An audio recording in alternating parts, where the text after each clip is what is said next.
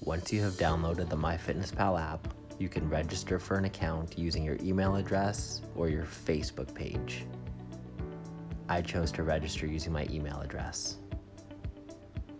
Next, it'll ask you about your goal. You can choose to lose weight, maintain weight, or gain weight. Choose whichever applies to you now. If your goal changes, you can change this within the MyFitnessPal app later on. Next, it'll ask you about your activity level. Make sure that you read through each option carefully and choose the one that applies to your lifestyle now. Next, it'll ask you a few questions about yourself. Things like your gender, your age, where you live, and on the next screen, your height and your weight. All of this information outside of where you live must be correct. It will, to a large degree, influence MyFitnessPal's caloric recommendation for you based on your goal.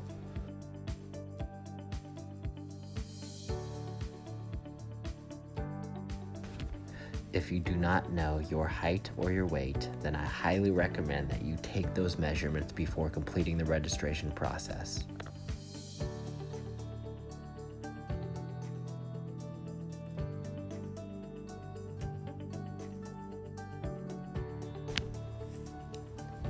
Next, enter an email address, create a password and a username.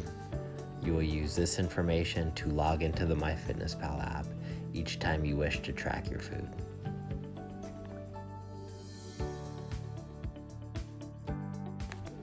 You can also choose to have MyFitnessPal remember your credentials so that you don't have to log in each time you wish to use the app.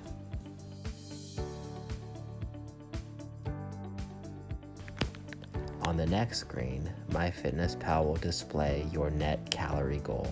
This is based on all of the information that you have input up to this point and will be the amount of calories that you consume every single day to meet your goal.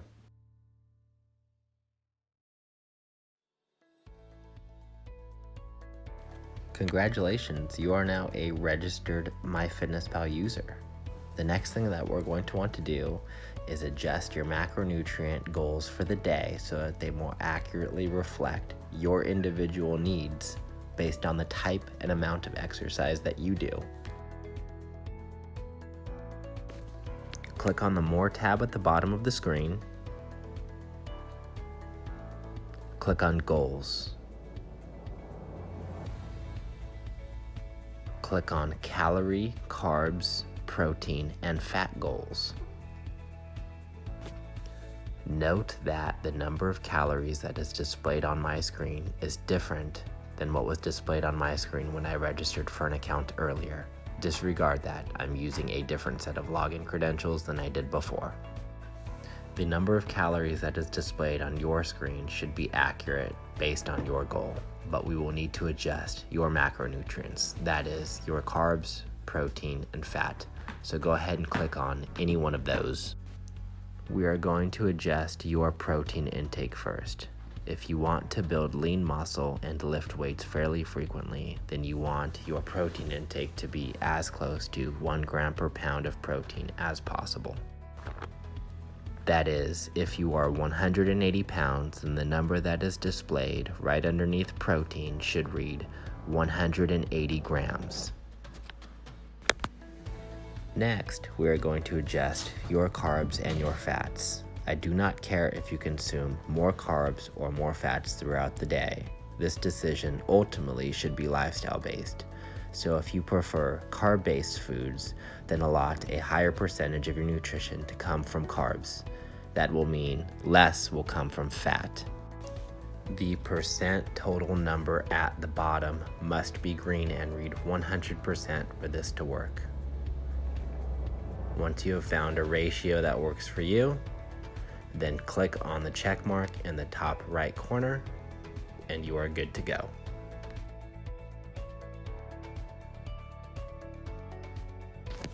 Next, I'm going to teach you how to log and track your food. Start by clicking on where it says Diary at the bottom of the screen. You'll be taken to your diary where you have a bunch of different options to choose from. You can log breakfast, lunch, dinner, or snacks. Choose the option that is most applicable. You can input a food into your daily food log by either searching for it within MyFitnessPal's database or by scanning your food's barcode. Let's explore that option first. Click on the barcode icon located next to where it says search for a food. Align your barcode with MyFitnessPal sensor and your food will pop up. Make sure that you adjust both the serving size and the number of servings based on how much of that item that you actually consume. If your food does not have a barcode, then find it by searching MyFitnessPal's database. Click Add Food, type in the food that you're looking for, and a bunch of different options will pop up. Make sure that you select the one that you are actually consuming. At this point, I cannot stress enough the importance of weighing and measuring your foods.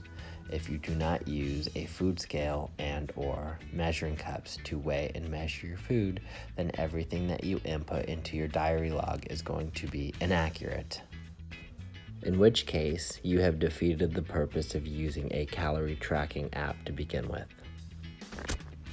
After each meal and throughout the day, I recommend keeping tabs on your nutrition so that you know exactly how much of each macronutrient you have to consume before the day ends. On the home screen, click More. Click Nutrition, and you'll have a few different tabs. You can click on Calories in the top left corner to look at your calories, Nutrients in the middle to look at your nutrients, and Macros on the right to look at your macros. I actually prefer using the Nutrients tab in the middle to track my macros. And you can even scroll down to track your micros. As you scroll back up to the top of the screen, you'll notice 3 columns: total, goal, and left. Total represents everything that you've eaten up to this point.